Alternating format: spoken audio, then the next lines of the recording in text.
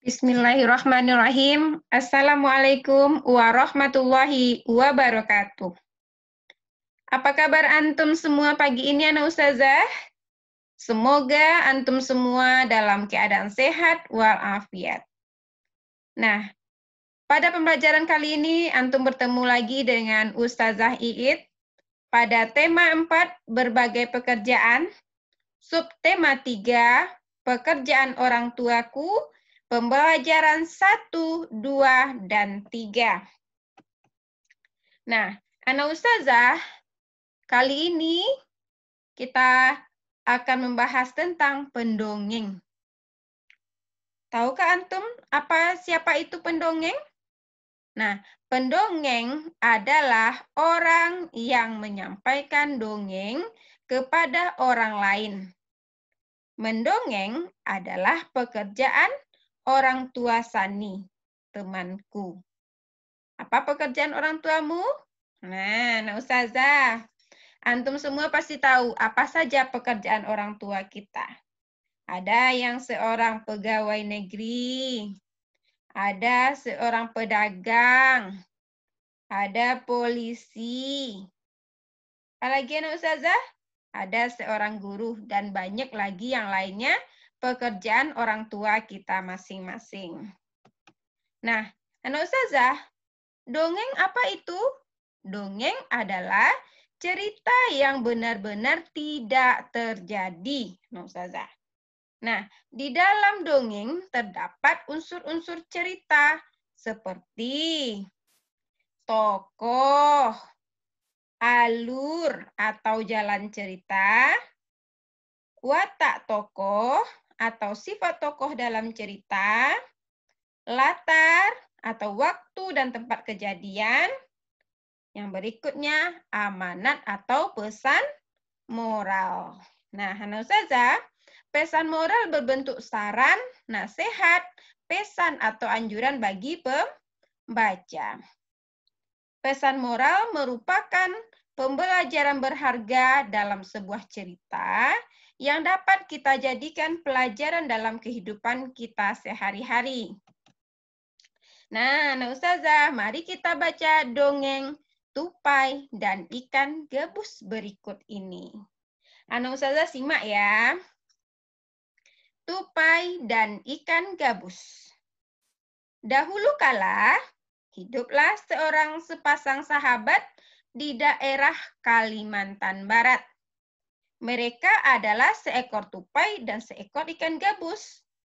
Setiap hari mereka melakukan kegiatan bersama. Mencari makan, bermain, bahkan mengunjungi tempat-tempat baru selalu dilakukan bersama. Suatu hari, Tupai tidak melihat Gabus, sahabatnya. Ia mencarinya ke tempat biasa Gabus tinggal. Saat bertemu, Tupai sangat kaget. Gabus terlihat lesu. Ternyata ia sedang sakit. Tupai sangat sedih. Ia menawarkan makanan untuk sahabatnya. Namun, Gabus tidak berselera makan. Gabus hanya menginginkan satu jenis makanan yang diyakininya dapat menyembuhkan penyakitnya. Tupai berjanji akan mencari demi sahabatnya. Setelah Gabus mengatakan makanan yang dapat menyembuhkan penyakitnya, Tupai sangat kaget. Ia harus mencari hati ikan hiu. Ikan hiu sangat ganas. Tidak terpikir olehnya, ia bisa mendapatkannya. Namun, Tupai bertekad untuk mendapatkannya. Ia ingin sahabatnya sembuh. Tupai kemudian melompat dari satu pohon kelapa ke pohon kelapa lainnya yang dekat dengan tepi pantai. Saat menemukannya, ia melubangi satu kelapa dan membiarkan airnya habis. Kemudian sang tupai masuk ke dalam kelapa. Angin kencang membuat kelapa jatuh ke pantai dan ikan hiu memakannya. Di dalam perut ikan, Tupai kemudian keluar dari kelapa dan menggigit hati ikan hiu. Ikan tersebut mencoba bertahan sampai kehabisan tenaga. Ombak besar membawa ikan hiu ke tepi pantai. Saat itulah tupai keluar dari mulut ikan hiu dan membawa hati ikan kepada sahabatnya. Sampai di tempat ikan gabus, tupai kemudian memberikan hati ikan hiu untuk dimakannya. Beberapa hari kemudian, tupai melihat sahabatnya segar kembali. Betapa senangnya tupai melihat ikan gabus sehat seperti sedia kala. Nah, Anak Ustazah, berdasarkan cerita yang kita baca tadi, berdasarkan dongeng tersebut, kita bisa menemukan unsur-unsur cerita yang ada dan tuliskan pada kolom berikut. Nah, yang pertama itu judulnya apa tadi Anak Ustazah? Nah, judulnya Tupai dan Ikan Gabus. Nah, siapa saja tokohnya? Tokoh dari cerita tadi ada ikan gabus, terus ada tupai. Terus siapa lagi Anak Ustazah? Nah, ada ikan hiu. Nah, Anak Ustazah bisa masukkan di sini. Ya. Nah, yang berikutnya bagaimana sifat tokohnya? Nah, tupai suka menolong. Ikan gabus sabar. Nah, di mana tempatnya tadi Anak Ustazah? Tempatnya di Kalimantan Barat.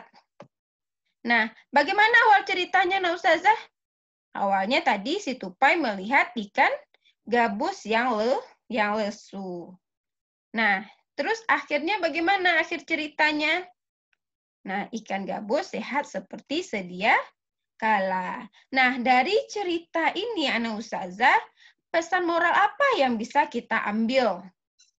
Nah, kita dapat mengambilnya, yaitu kita harus saling menolong. Nah, bagaimana pendapat antum tentang cerita tupai dan ikan gabus? Nah, Anak Ustazah, salah satu pendapatnya itu cerita tersebut sangat menarik yang menunjukkan persahabatan dua ekor binatang, yaitu siapa tadi? Si tupai dan ikan gabus. Nah, hal apa saja yang dapat kita pelajari dari cerita di atas, Anak Ustazah? Atau pesan moralnya apa saja? Nah, sesama teman kita harus saling tolong-menolong. Nah, Anak Ustazah,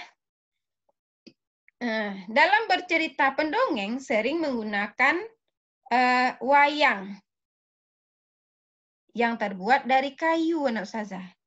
Wayang tersebut dibuat oleh pengrajin kayu. Nah, sekarang kita lanjutkan cari informasi tentang pekerjaan pengrajin kayu. Nah, pengrajin kayu merupakan contoh kegiatan ekonomi yang memanfaatkan salah satu sumber daya hutan. Sumber daya alam hutan. Nah, sumber daya alam adalah segala sesuatu yang ada di alam dan digunakan untuk memenuhi kebutuhan hidup manusia. Itu sumber daya alam, Anak Ustazah. Nah, kayu digunakan untuk pembuatan apa saja, Anak Ustazah? Pembuatan kertas, meja, kursi, lemari, dan lainnya yang bahan dasarnya berasal dari kayu, yaitu seperti wayang tadi, Anak Ustazah. Nah, berikut adalah proses pembuatan kertas.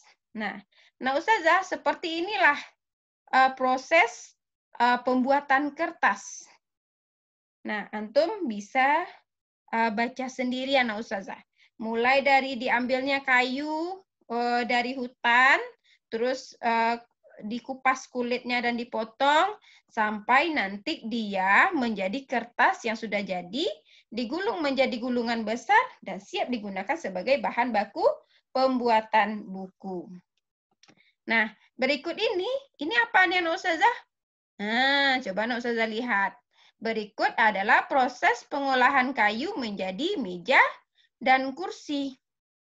Pertamanya, ada pohon di hutan. Terus kita apakan dia, Anak Ustazah? Kita menebang pohon. Terus kayu diangkut ke kota. Terus diantarkan ke pengrajin kayu, Anak Ustazah. Oleh pengrajin kayu ini nanti kalau sudah selesai dia menjadi meja dan kursi, diantarkannya ke toko mebel. Nah, dari toko mebel nanti dibeli oleh si pembeli. Nah, seperti itu Anak Ustazah. Nah, Anak Ustazah, dari pengolahan kayu menjadi kertas, meja, kursi, itu membutuhkan profesi pekerjaan seperti apa? Nah, seperti penebang kayu, pengrajin kayu, sopir atau pengangkut barang, terus buruh pabrik, terus siapa lagi? Pedagang mebel. Nah, seperti itu Anak Ustazah. Nah, Ustazah, memanfaatkan hutan untuk kepentingan manusia atau eksploitasi hutan yang berlebihan akan berdampak pada kehidupan manusia itu sendiri, ya Ustazah. Nah, apa itu eksploitasi? Eksploitasi merupakan pemanfaatan sumber daya alam untuk memenuhi kebutuhan manusia. Nah, Anak Ustazah, kalau kita melakukan eksploitasi yang berlebihan itu akan ada dampaknya. Nah, coba simak berikut beberapa contoh dampak eksploitasi hutan yang berlebihan. Nah, yang pertama, berkurangnya ketersediaan oksigen di muka bumi. Kenapa, Ustazah? Nah, karena pohon-pohonnya sudah ditebang. Nah, yang kedua, meningkatnya suhu di permukaan bumi atau global warming. Yang ketiga, rawan terjadinya bencana alam seperti longsor dan banjir. Yang berikutnya, berkurangnya sumber makanan dan hilangnya habitat hewan. Nah, Ustazah, selain pekerjaan menjadi pengrajin kayu, ada lagi pekerjaan pengrajin cenderamata dari barang bekas. Nah, Anak Ustazah, barang-barang bekas atau sampah itu ada teknik pengolahannya. Nah, bagaimana bentuk pengolahannya? Pengolahan barang-barang bekas atau sampah itu ada beberapa cara. Berikut caranya Anak Ustazah. Ada namanya reduce, mengurangi. Ada reuse, memakai kembali. Ada recycle, mendaur ulang. Ada replace, mengganti. Nah, yuk kita bahas satu-satu Anak Ustazah. Nah, yang pertama reduce. Itu artinya mengurangi potensi benda yang telah digunakan menjadi sampah. Sampah yang dibuang ke lingkungan harus sedikit mungkin. Nah, yang berikutnya ada reuse, memakai kembali. Artinya menggunakan kembali sampah-sampah yang masih dapat digunakan untuk fungsi yang sama atau fungsi yang berbeda. Terus ada lagi recycle. Artinya mengolah kembali sampah menjadi barang atau produk yang baru. Nah, terus apa lagi? Replace. Artinya mengganti benda yang biasa digunakan dengan benda yang ramah lingkungan. Nah, kita lanjutkan Anak Ustazah. Tadi kita bahas hutan. Ini salah satu sumber daya alam hutan yang menjadi lambang sila ketiga Pancasila. Apa Anak Ustazah? Yaitu pohon beringin. Nah, Anak Ustazah, pada sila ketiga Pancasila berbunyi Persatuan Indonesia. Nah, kita bahas apa saja makna dari sila ketiga Pancasila. Nah, maknanya yang pertama, memaknai Negara Kesatuan Republik Indonesia.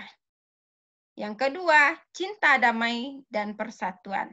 Dan yang ketiga, tidak mementingkan kepentingan sendiri.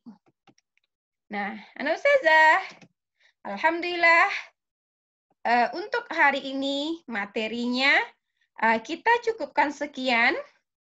Semoga antum dapat memahaminya Anak Ustazah dan semoga bermanfaat.